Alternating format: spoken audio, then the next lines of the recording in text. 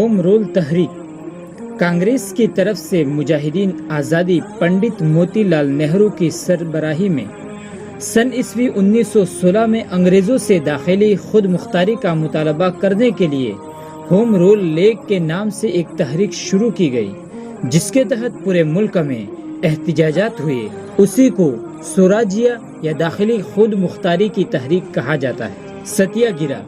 ستیہ گرہ یعنی کہ نا انصافی کے خلاف لڑنے کے لیے عدم تشدد کا پرامن ہتھیار اور راستہ، یہ تحریک مہاتما گاندھی نے شروع کی تھی، جس کا پورا نام موہن داس کرم چند گاندھی ہے۔ انہوں نے قانون کی تعلیم برطانیہ میں حاصل کی، جہاں سے وہ جنوبی افریقہ گئے تاکہ وہاں سے نسلی امتیاز اور ظلم کے خلاف آواز اٹھا سکے۔ پھر وہاں سے وہ سن عیسوی 1915 میں ہندوستان آئے اور ملک کی جنگ آزادی میں شریک ہوئے اور قومی لیڈر بن گئے۔ تحریک عدم تعاون گاندھی جی نے سن عیسوی 1920 میں انگریزوں سے کسی بھی معاملے میں تعاون نہ کرنے کی تحریک چلائی، جس کے تحت عدالتوں اور دفتروں کا بائیکاٹ کیا گیا، سرکاری خطابات واپس کر دیے گئے۔ اس پر رابندر ناتھ ٹیگور اور گاندھی جی نے بھی خود عمل کیا۔ ہزاروں لوگوں نے سرکاری ملازمتیں ترک کر دی۔ بعد میں ایک تشدد کے بعد گاندھی جی نے اس تحریک کو واپس لے لیا۔ تحریک ترک موالات، اس تحریک کے مطابق ہندوستانیوں کو آواز دی گئی کہ ملک میں بنی کسی بھی چیز کے علاوہ دوسری چیزوں کا استعمال ہرگز نہ کرے اور غیر ملکی چیزوں کا بائیکاٹ کرے۔ یہ تحریک بڑی کامیاب رہی۔ عوام نے انگریزوں کی بنائی ہوئی چیزوں کا بائیکاٹ کیا اور غیر ملکی نمک اور شکر وغیرہ کا استعمال ترک کر دیا۔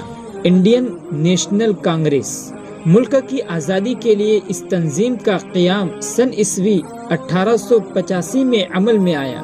اس کے بعد صدر ڈبلیو اس تنظیم نے اپنے مطالبات اور احتجاجات وغیرہ کے ذریعے برطانوی حکومت پر اس کی آزادی تک اپنا دباؤ برقرار رکھا۔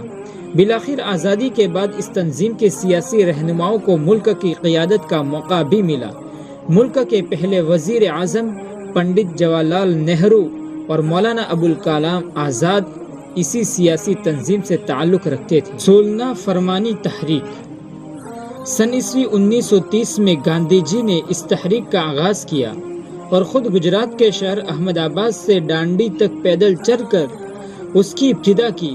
اس تحریک کے مطابق ملک کے لوگوں کو انگریز حکمرانوں کی حکم عدولی کرنی تھی۔ گاندھی نے نمک پر لگائے گئے ٹیکس کی مخالفت کرتے ہوئے خود نمک تیار کروایا، پھر اس کو تقسیم کیا، جس کی وجہ سے اس تحریک کا نام نمک ستیہ گرہ پڑا۔ یہ تحریک بڑی مقبول ہوئی۔ گول میز کانفرنس، سن عیسوی 1928 میں حکومت برطانیہ نے ملک میں موجود اور جاری آئین کی اصلاح کے لیے سائمن کمیشن کا تقرر کیا، جس میں کوئی ہندوستانی شامل نہیں تھا۔ اس کی مخالفت کرتے ہوئے کمیشن کے سربراہ کے ملک آمد پر اس کے خلاف عوامی مظاہرہ کیا گیا، جس کے بعد لندن میں ایک گول میز کانفرنس سن عیسوی 1930 میں بلائی گئی، جس میں کوئی اہم بات طے نہ ہو سکی۔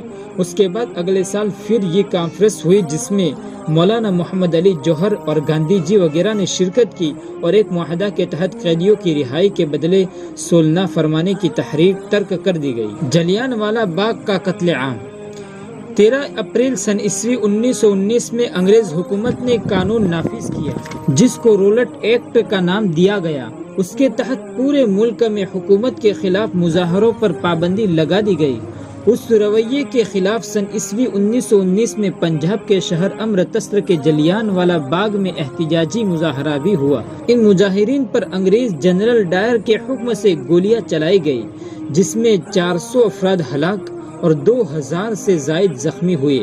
یہ جنگ آزادی کی تحریکات میں ایک اہم واقعہ تھا۔ اس کو جلیان والا باغ واقعہ کے نام سے یاد کیا جاتا ہے۔ دوسری قسط کے اندر یہ واقعہ مفصل آ جائے گا۔ ہند چھوڑو تحریک، سن عیسوی 1942 میں انڈین نیشنل کانگریس کی طرف سے اس تحریک کا آغاز ہوا۔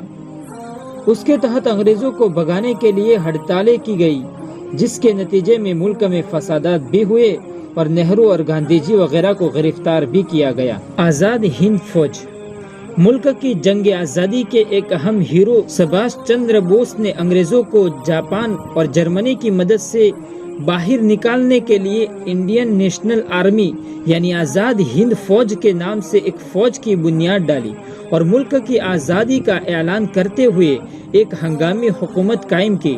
لیکن سن عیسوی 1943 میں انگریزوں نے رنگون پر اپنے قبضے کے بعد آزاد ہند فوج کے سپاہیوں کو گرفتار کیا، مقدمات چلائے اور ان کو پھانسی کی سزائیں سنائی، لیکن عوامی رد عمل کے ڈر سے وہ اس پر عمل نہیں کر سکے۔ سبھاش چندر بوس کی ایک ہوائی حادثے میں وفات ہوئی۔ ملک کو جے ہند کا مقبول نعرہ انہوں نے ہی دیا تھا۔ انقلاب زندہ باد کا نعرہ۔ ہندوستان کی جنگ آزادی میں انقلاب زندہ باد کے اردو نعروں نے سب سے اہم رول ادا کیا۔ ملک کو یہ انقلابی نعرہ مولانا حسرت موہانی نے دیا تھا۔ یہ نعرہ اتنا مقبول ہوا کہ ہندوستان کی ہر زبان کا باشندہ اسی اردو زبان میں نعرہ لگاتا تھا۔ ریشمی رومال تحریک۔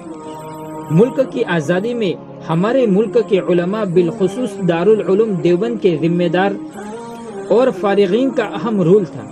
انہی علماء دیوبند کی طرف سے ملک کی آزادی کے لیے سن عیسوی 1905 میں ایک تحریک شیخ الہند حضرت مولانا محمود حسن رحمۃ اللہ علیہ نے شروع کی۔ اس میں انگریزوں کی نظروں سے بچنے کے لیے افغانستان، ترکی اور جرمنی وغیرہ کے حکمرانوں کو ریشمی رومال پر مضمون تحریر کر کے خطوط لکھے جاتے تھے اور ان سے ملک کی آزادی کے لیے اخلاقی اور فوجی مدد طلب کی جاتی تھی۔